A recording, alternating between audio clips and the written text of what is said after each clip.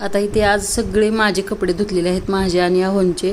काल आईचे, नानाचे वगैरे सगळे यांचे कपडे धुवून घेतलेले. आणि आता आमचं पण सामान सगळं इकडे घेऊन आलेलो आहोत गावाकडे. त्यामुळं आमचे कपडे राहिले होते छोटे सगळे, तर डेली यूजचे वगैरे. तर जे कपडे अगोदर धुतलेले असतात ते सगळे धुवून टाकायचे असतात. त्यामुळं फक्त नवीन कपडे धुवायचे नाहीत दसऱ्यामध्ये. तर आज आमचा पूर्णपणे दसरा काढून झालेला आहे. तुम्हाला दसऱ्याचे व्हिडिओ कसे वाटले ते सांगायला विसरू नका. आवडले असतील तर लाईक करा आणि चॅनलला सबस्क्राईब करायला विसरू नका. मग आईला म्हटलं तू खालून धुवून दे, मी वरती वाळत घालते. आणि वरतीच थांबले थोडा वेळ, कारण खाली वर करायला आता मला खूप जड जाते. तरी दिवसातून 2 ते 3 चक्रा होतातच टेरेसवरती. तर मग आईला म्हणलं थोडीशी मदत माझ्याकडून, म्हणून मग म्हणलं कपडे वाळत घालते, तू धुवून आणून दे वरती. तर अर्जुनने पण आणि आईने पण आणून दिले आणि मी सगळे कपडे इथे वाळत घातले.